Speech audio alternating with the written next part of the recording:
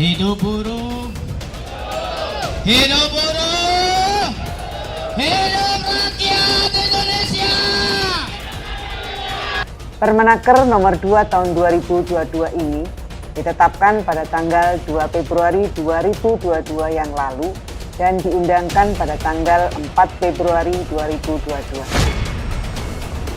Kalau sudah berkurang, artinya menyengsarakan. Kalau sudah menyengsarakan, kami hadir.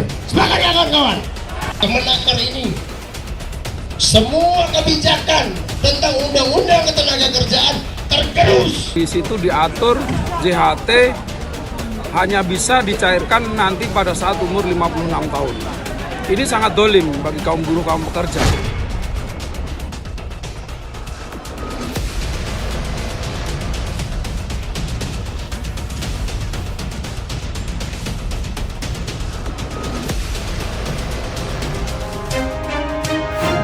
Serikat Buruh terus bersuara lantang menolak aturan baru tentang tata cara pencairan dana JHT. Dana yang seyogianya menjadi hak buruh tersebut seakan harus diatur oleh negara dalam pencairannya. Bukan malah memberikan kesejahteraan, aturan ini justru dinilai menyengsarakan. Di saat masa sulit karena pandemi yang tak berujung, permen baru ini justru harus ditelan pahit oleh para buruh. Menteri Tenaga Kerja berdalih dana JHT harus kembali ke fungsi awalnya untuk dana hari tua. Namun aturan ini justru mengundang kecurigaan buruh. Kemanakah dana yang menjadi tabungan hari tua itu digunakan? Isu tak sedap pun menyeruak dana JHT buruh digunakan untuk surat utang negara, bahkan untuk pembangunan ibu kota negara.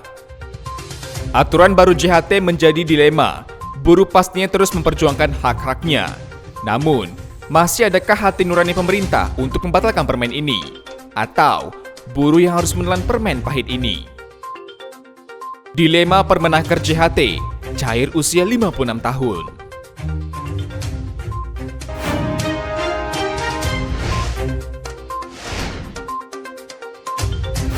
Saudara, Permenaker nomor 2 tahun 2022 tentang jaminan hari tua mendapat sorotan berbagai pihak. Bahkan petisi online pun sudah ditandatangani lebih dari 500.000 warganet atas penolakan aturan baru tersebut. Pemerintah justru menghimpit pekerja di saat masa sulit karena pandemi COVID-19. Apa sebenarnya urgensi dan esensi terkait aturan baru jaminan hari tua ini? Apakah permen ini benar-benar permen yang manis atau pahit untuk para buruh? Untuk menjawabnya sudah hadir bersama saya di studio Ulasan TV, Kepala Dinas Tenaga Kerja dan Transmigrasi Provinsi Kepri, Manggara MC Marmata. Pak Manggara, terima kasih Pak atas waktu Anda untuk program YouTube Pak. Baik. Apa kabar Pak? Baik, sehat. Oke. Kita juga menghadirkan Kepala BPJS Ketenagakerjaan Sri Sudarmadi. Pak Sri, terima kasih Pak atas waktu Anda untuk program YouTube Pak. Ya, alhamdulillah. Apa kabar Pak? Alhamdulillah sehat. Ya. Dan juga melalui sambungan Zoom telah hadir perwakilan buruh dari Serikat Pekerja Seluruh Indonesia, SPSI Reformasi Tanjung Pinang, Ibu Kolderia Sitinjak. Oke, sebelum kita mulai diskusi YouTube pada kesempatan kali ini, saya ingin ke Pak Manggara, Kadis TK dan Transmigrasi Provinsi Kepri. Pak, orang kalau di PHK berdasarkan Permen nomor 19 tahun 2015 langsung bisa mencarikan dana JHT setelah masa tunggu 1 bulan. Kemudian terbit Permen 2 tahun 2022 menunggu hingga usia 56 tahun bisa mendapatkan JHT-nya. Kenapa peraturan ini diubah, Pak? Baik, terima kasih. Tentu kita melihat jaminan sosial ini sebenarnya apa. Begitu juga jaminan sosial ini adalah untuk apa saja kegunaannya. Tentu dapat kita lihat bahwa jaminan sosial itu ada 6 jenis di Indonesia ini. Pertama adalah jaminan kesehatan, ada jaminan kecelakaan kerja, ada jaminan kematian, ada jaminan kehilangan pekerjaan, ada juga jaminan hari tua yang kita bicarakan pada hari ini. Yang terakhir adalah jaminan pensiun. Nah, selama ini untuk sesuai dengan Permenaker 19 tahun 2015 bahwa pencairan untuk JHT ini bisa dilakukan sebulan setelah disampaikan bahwa mereka akan menarik. Tetapi untuk Permenaker nomor 2 tahun 2002 ada perubahan.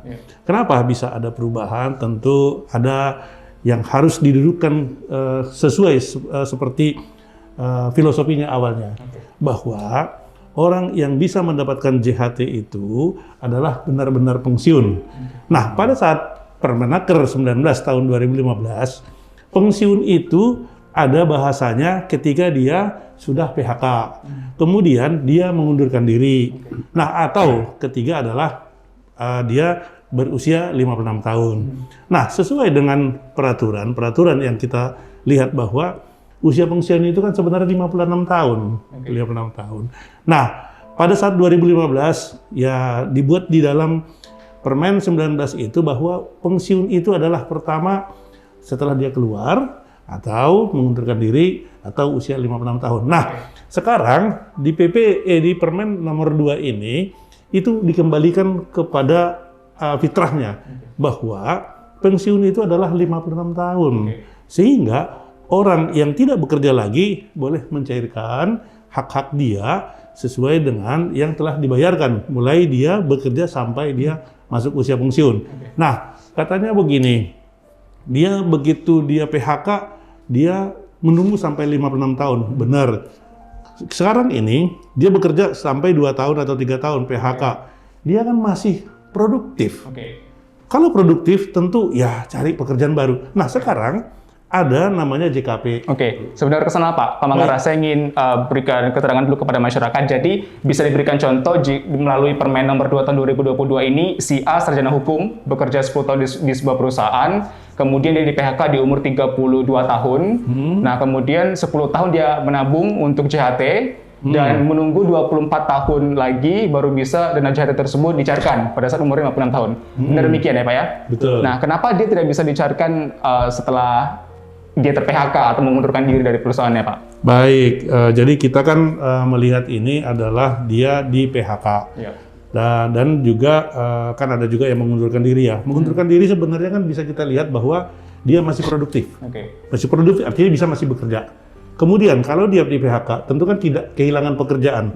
Nah, sekarang ini ada namanya JKP, yaitu jaminan kehilangan pekerjaan. Bahwa 6 bulan ada jaminan dari negara untuk mendapatkan penghasilan sesuai dengan yang disyaratkan di dalam JKP tersebut.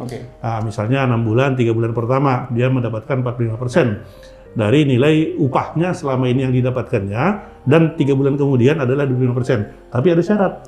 Bukan begitu saja dapat 45% selama 3 bulan gratis, bukan. Tapi ada syaratnya bahwa dia harus menyampaikan lamaran ke perusahaan-perusahaan, dan kemudian selama 3 bulan itu tiap bulan ada menyampaikan lamaran, bulan kedua menurut lamaran, dan ketiga juga demikian.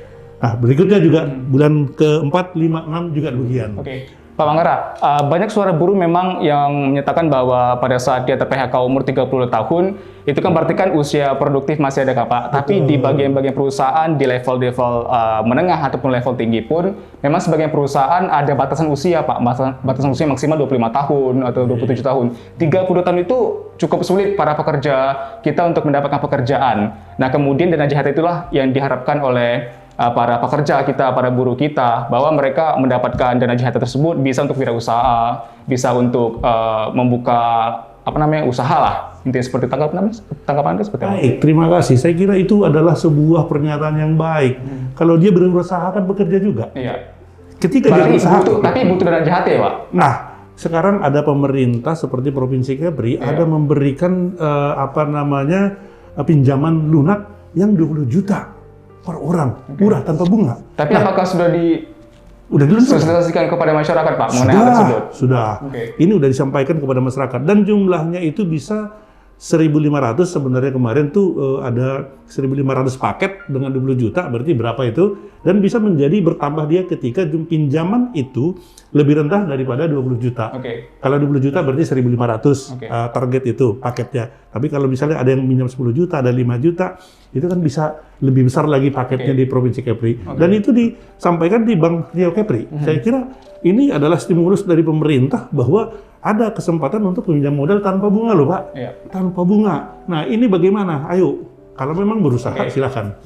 Kita dengar dulu keterangan dari perwakilan buruh serikat dari Serikat Pekerja Seluruh Indonesia SPSI Reformasi Tanjung Pinang, Bu Kolderia Sitinjak dari tayang berikut ini.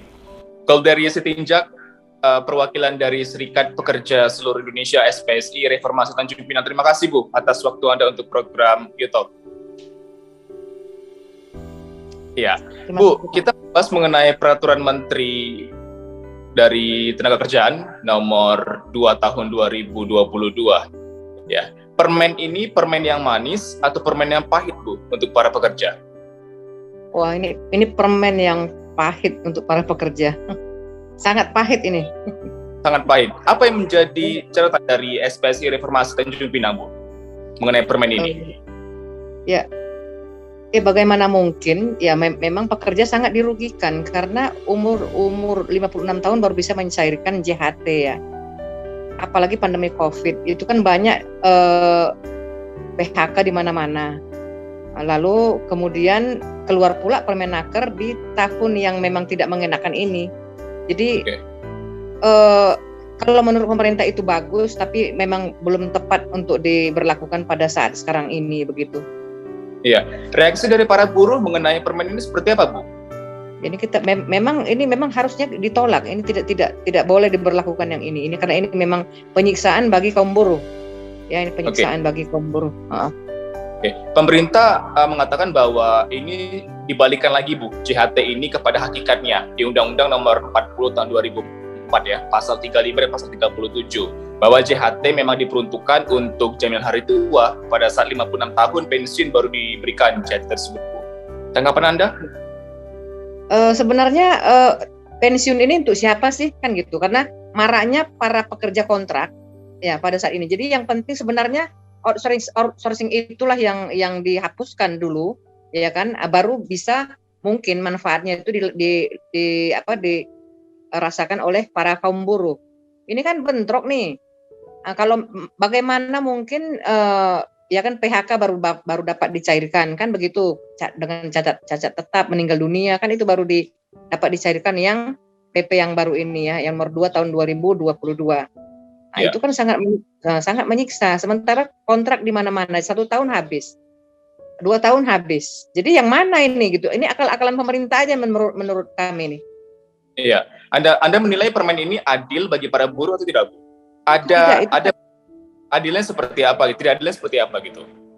Ini sangat tidak berkeadilan. Makanya wajib dicabut. Makanya kita juga ada unjuk rasa di mana-mana. Cuman untuk khusus Kota Tanjung Pinang memang kita belum belum terencana untuk turun gitu. Tapi dari pusat itu sudah.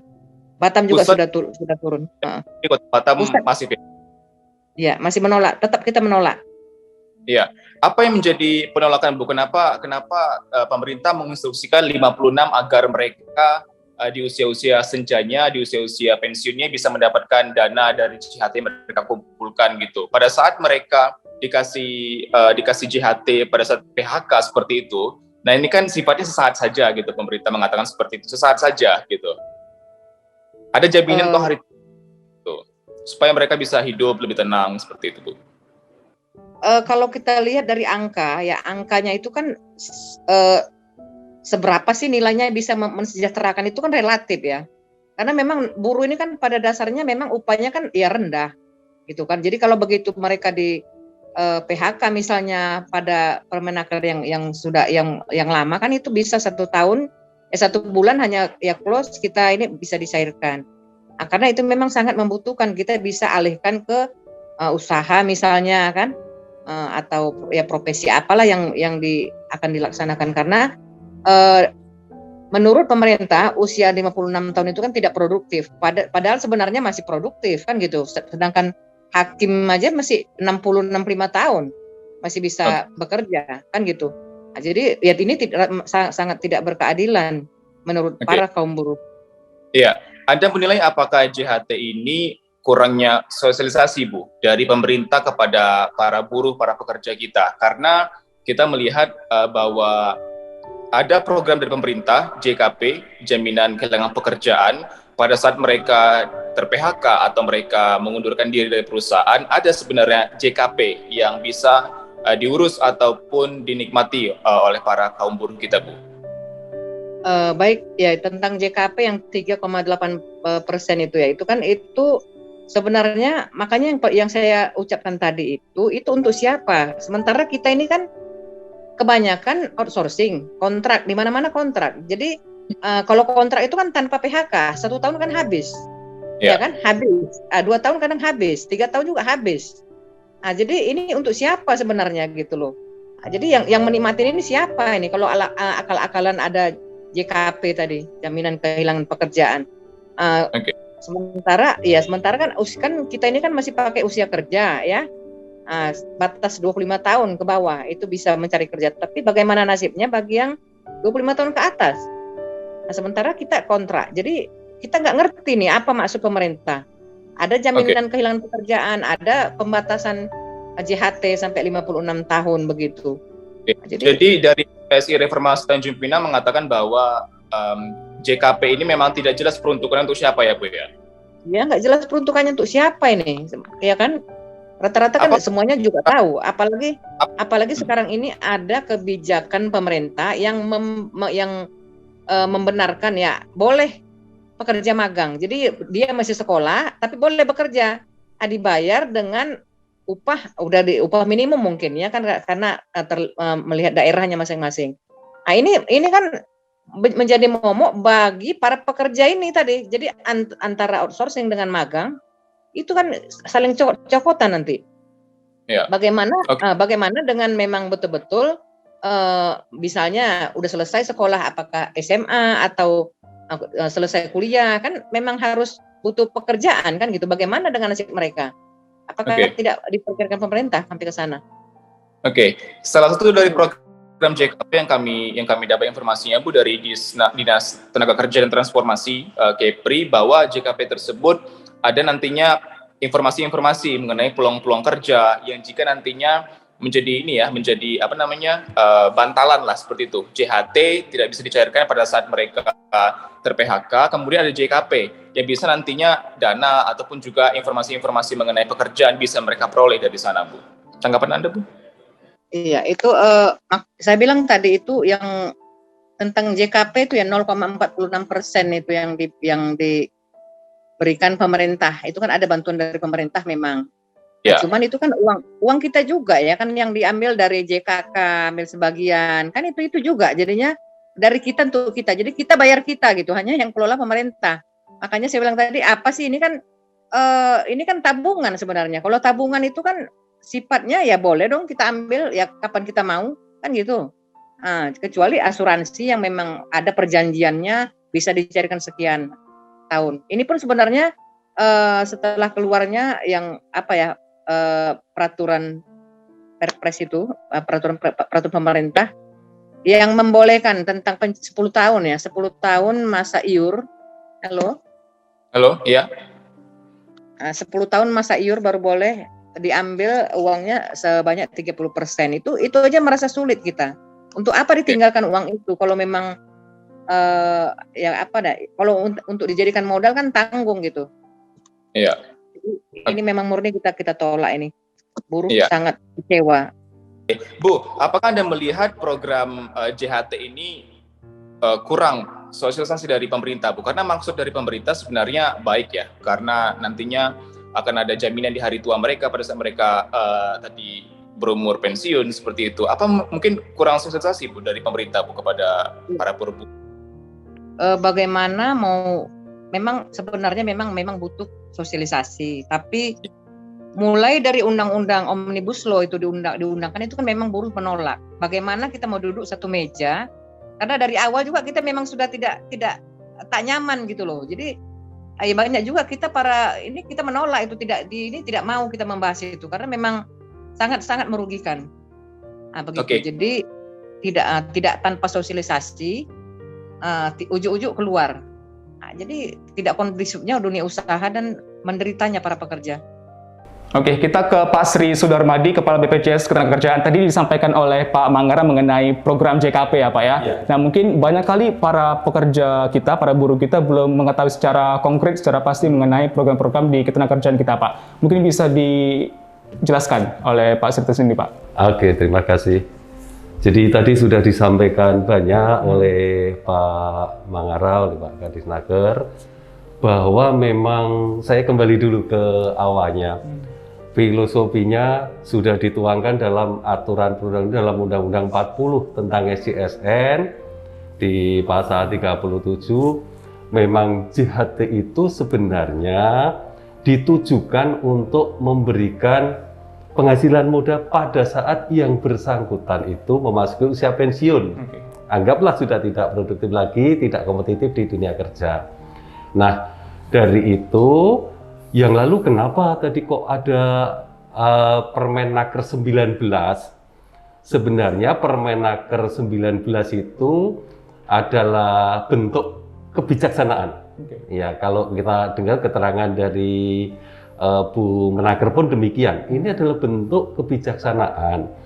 Karena pada saat itu tahun 2015, kalau itu diterapkan pada saat usia 56 tahun baru diambil, tentu saja itu membutuhkan buffernya, penyangganya. Apa ini yang bisa didapat oleh para pekerja kalau mengalami PHK?